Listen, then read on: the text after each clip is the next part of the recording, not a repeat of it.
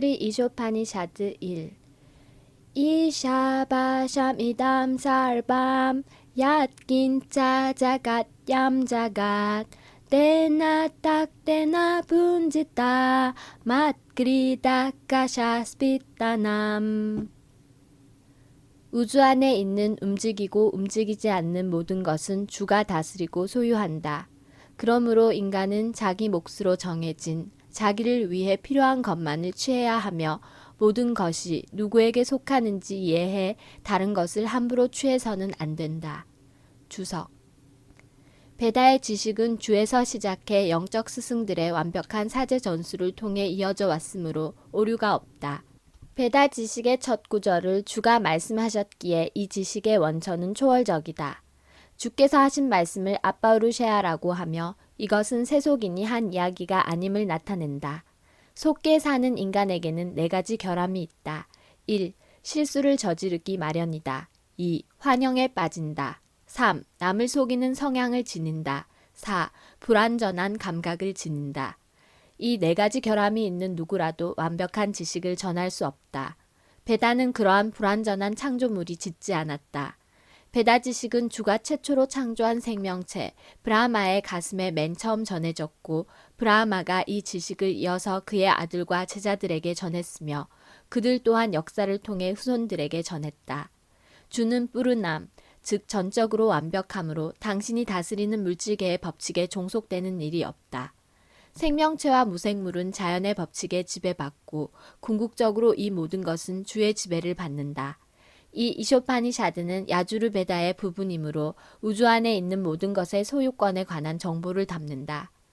우주 안에 존재하는 모든 것에 대한 주의 소유권은 바가밧 기타 7.4에서 5의 7장에 나와 있고 거기에 빠라와 아빠라프라크리띠가 거론된다.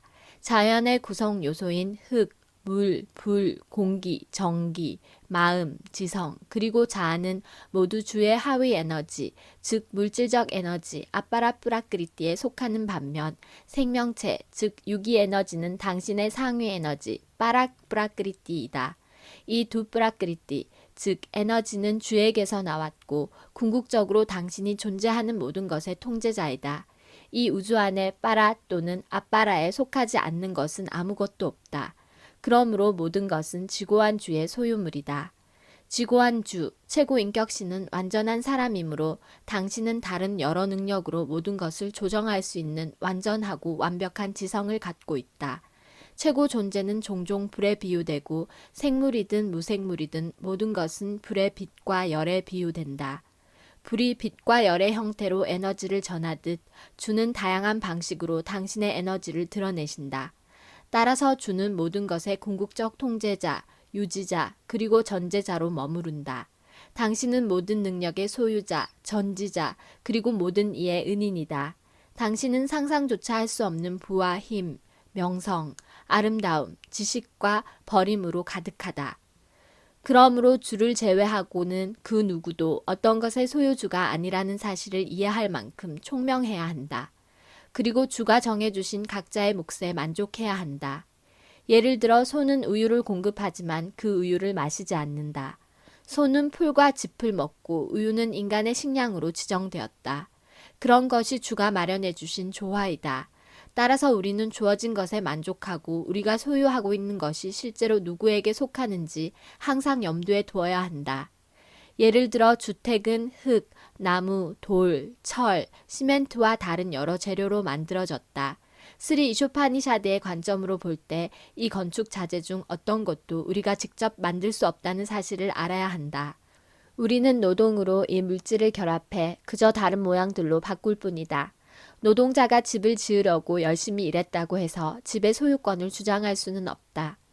현대 사회에서는 노동자 계급과 자본자 계급 간에 큰 분쟁이 있고 이 분쟁은 점점 커져 국제 문제가 되고 있다. 사람들은 적대감으로 서로 맞서 개와 고양이처럼 으르렁댄다. 스리 이쇼파니샤드는 개나 고양이를 가르치고자 하는 것이 아니라 진정한 아차리야, 신성한 스승을 통해 절대신의 메시지를 인간에게 전하고자 한다. 인류는 스리 이쇼파니샤드 같은 베다의 지혜를 구해야 하며 물질적 소유권을 두고 싸워서는 안 된다. 인간은 주의 자비로 자기에게 주어진 어떤 특권이든 만족할 줄 알아야 한다. 공산주의자든 자본주의자든 또는 어떤 주의자든 전적으로 주의 재산인 자연자원을 두고 소유권을 주장한다면 평화는 있을 수 없다. 정치적 술책으로 자본주의자가 공산주의자를 억제할 수 없으며 공산주의자 또한 도둑맞은 빵을 되찾기 위한 투쟁으로 자본주의자를 물리칠 수 없다. 최고 인격신의 소유권을 인정하지 않는 한 인간이 자기 것으로 주장하는 모든 재산은 훔친 것이나 다름없다. 그 결과 자연의 법칙에 따라 벌받게 될 것이다. 공산주의자와 자본주의자 모두 핵폭탄을 갖고 있고 양자 모두 절대신의 소유권을 인정하지 않는다면 핵폭탄이 결국 모두를 파멸시킬 것이다. 그러므로 자기 자신의 구제와 세계 평화를 위해 양자 모두 스리 이쇼파니샤드의 가르침을 반드시 따라야 한다. 인간은 개와 고양이처럼 싸우기 위해 태어나지 않았다. 인간으로 사는 삶의 목적과 중요성을 깨달을 만큼 총명해야 한다.